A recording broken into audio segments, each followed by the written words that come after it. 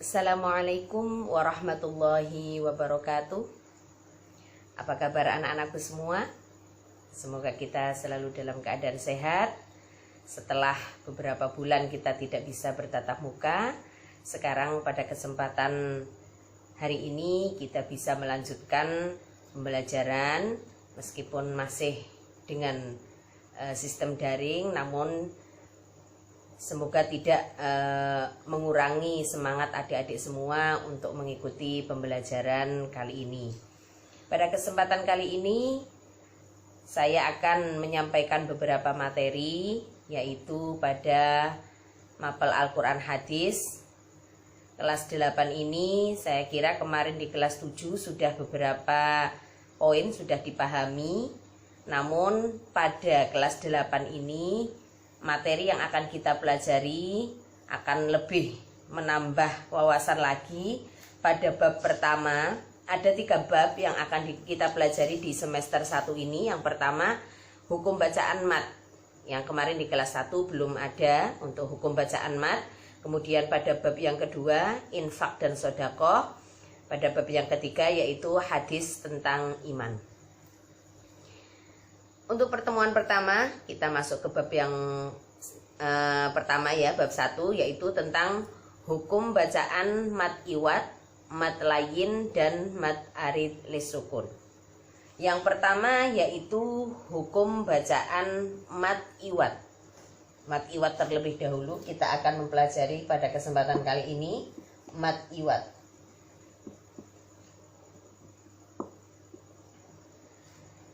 Sebelum masuk ke pembahasan mat iwat, poin yang perlu difahami yaitu pengertian dari mat tersebut. Secara garis besar harus kita pahami terlebih dahulu, mat itu dibagi menjadi 2. Yang pertama yaitu mat tobi'i atau mat asli. Kemudian yang kedua yaitu mat far'i atau cabang. Arti dari far'i itu adalah cabang. Dan mat iwat ini adalah salah satu bagian dari mat far'i, yang nanti jumlahnya ada 13 mat. Pada kesempatan kali ini kita akan mempelajari mat iwat terlebih dahulu. Mat iwat secara bahasa, mat artinya panjang. Mat secara bahasa artinya panjang. Kemudian iwat secara bahasa artinya pengganti. Jadi mat iwat adalah bacaan panjang sebagai pengganti. Yang dimaksud dengan pengganti di sini yaitu pengganti fathatain. Pengganti fathatain akan diganti menjadi bacaan fathah dengan panjang 2 harokat atau 1 alif. Jadi mat iwat secara bahasa yaitu bacaan panjang sebagai pengganti.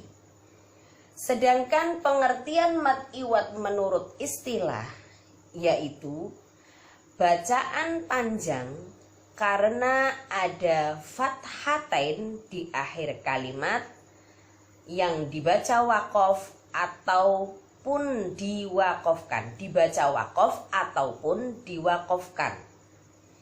Contohnya kita ambil di dalam surat Al-Adiyat.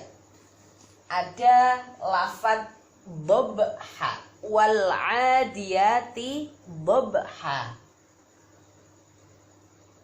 Coba kalian perhatikan pada lafaz dobhan. Nah, dobhan. Pada ayat pertama, wal adiyati dobha.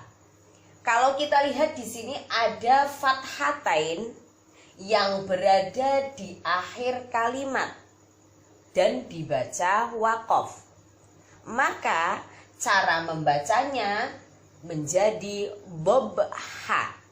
Dobhan menjadi dobha, dibaca panjang 1 alif atau 2 harokat. Inilah yang disebut dengan bacaan mad iwat. Contoh lain, wal 'adiyati dhabha wal muriyati qadha fal muriyati qadha. Begitu juga pada lafaz qadha. Secara tertulis di sini qadhan.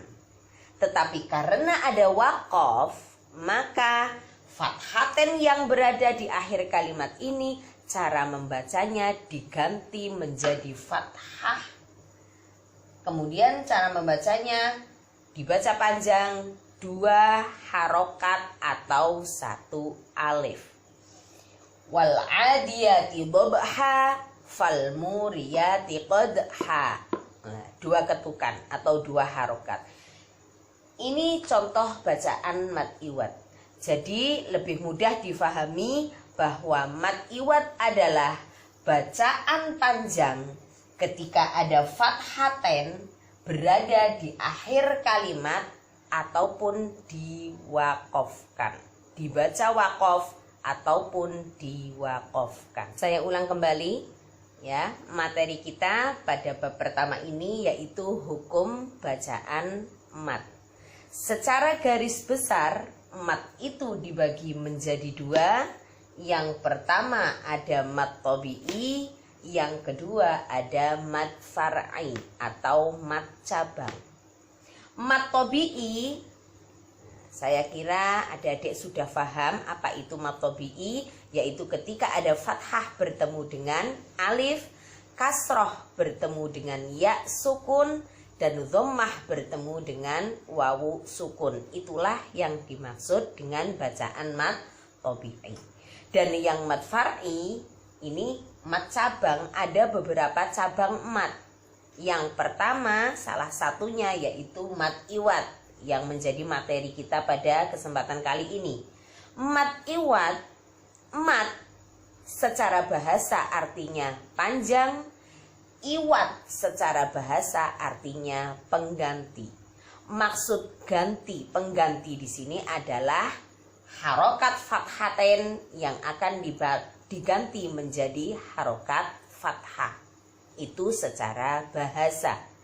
Sedangkan secara istilah, mad iwad adalah bacaan panjang karena ada fathatain di akhir kalimat ataupun dibaca wakof, ya, ataupun dibaca wakof. Maksudnya apa? Ketika ada fathaten yang dihentikan di tengah kalimat karena tidak kuat, misalkan karena tidak kuat dalam nafas, berhenti, fathaten tersebut harus dibaca fathah.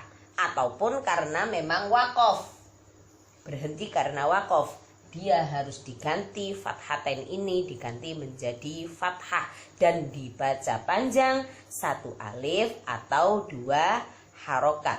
Bisa kita ambil contoh di dalam surat Al-Adiyat tadi, wal 'adiyati dhabha fal muriyati qadha. Itu saja untuk materi kita tentang mad iwad, dan tugas kalian yaitu selanjutnya. Yang pertama, kalian silahkan membuat rangkuman ataupun catatan mengenai arti mad iwad, arti mad iwad secara bahasa dan istilah. Kemudian ciri-ciri mad iwad. Apa ciri-ciri mad iwad? Yang ketiga, bagaimana cara membaca mad iwad? Dan yang terakhir, membuat 3 contoh bacaan mad iwad selain tadi yang saya contohkan. Silahkan dikerjakan, bisa berdiskusi dengan temannya kalau belum paham. Jadi yang pertama tadi arti mad iwad, bahasa dan istilah, ciri-ciri mad iwad, kemudian bagaimana cara membaca mad iwad, dan membuat contoh 3 bacaan mad iwad diambil dari contoh selain yang tadi saya contohkan. Itu saja. Selamat mengerjakan, tetap semangat. Wassalamualaikum warahmatullahi wabarakatuh.